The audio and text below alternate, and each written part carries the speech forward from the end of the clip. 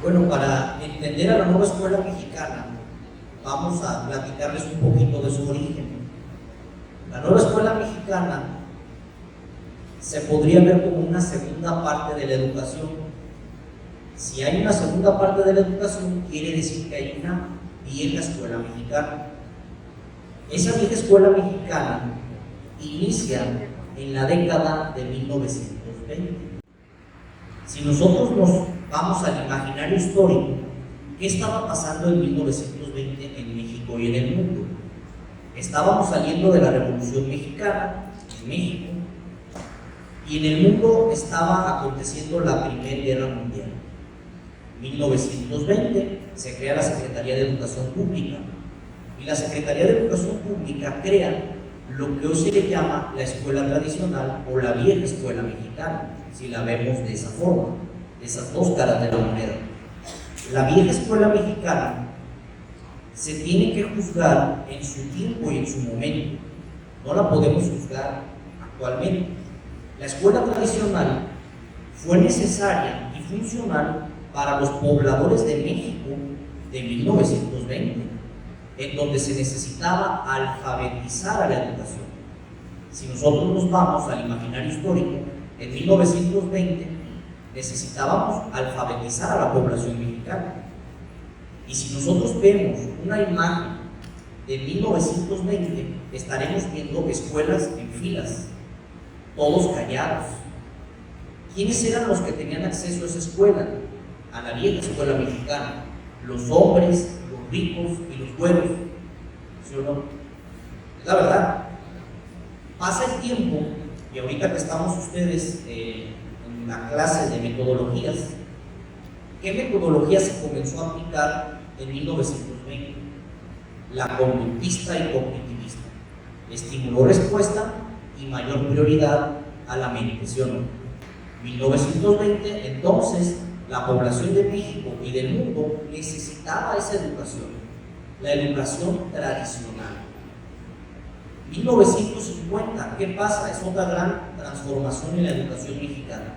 En 1950 se termina la Segunda Guerra Mundial y comienza un auge a los derechos humanos.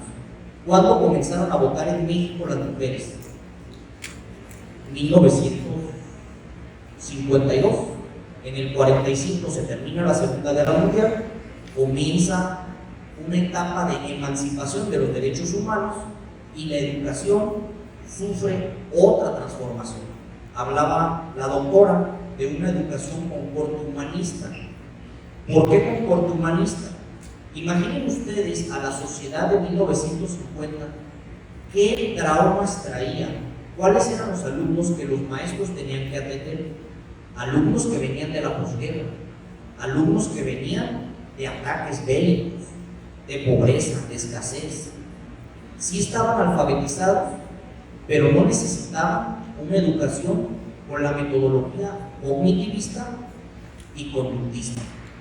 1950, la educación en México entonces requirió la visión humanista, una visión que se centrara en lo humano, en las necesidades humanas: correr, brincar, comer, llorar, reír, saltar. Pasa el tiempo, 1950, 1970, y entra una transformación a lo constructivista, ¿sí o no? Ya lo están viendo los famosos teóricos, el constructivismo, en donde ya no solamente necesitamos revisar lo que el alumno requiere, sino también necesitamos que ellos construyan su conocimiento y que ellos interactúen con su conocimiento. En todas estas etapas evolutivas de la vieja escuela mexicana, en el camino de construcción de la nueva escuela mexicana, el maestro ha jugado un rol muy importante. ¿Cuál es ese rol importante? El maestro ya no es un transmisor del conocimiento como es en 1920, que se necesitaba un transmisor, se necesitaba alfabetizar a la población. Hoy el maestro en la nueva escuela mexicana es un mediador pedagógico, un generador de proyectos, un generador de proyectos. Bueno, abonando un poquito, ya se nos va a acabar el tiempo, a la nueva escuela mexicana, debe de apostar entonces, después del constructivismo, llega el constructivismo social.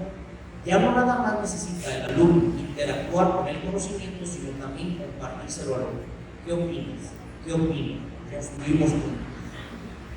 ¿Sí?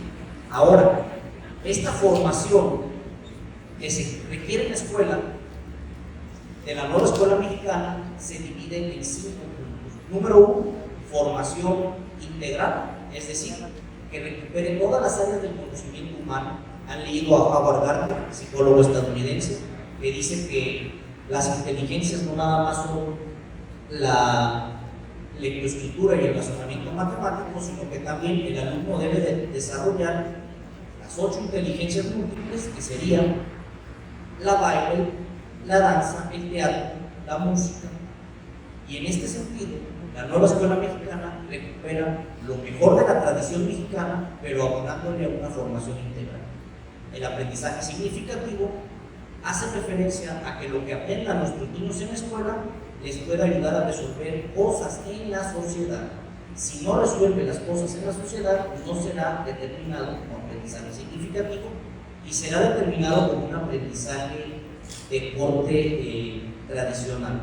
Por último, ya si me permiten hablar un poquito más, la nueva escuela mexicana le da mucho peso a la inclusión y la equidad y a la participación social. Muchas gracias. Al contrario, muchas gracias por estas aportaciones que nos hacen.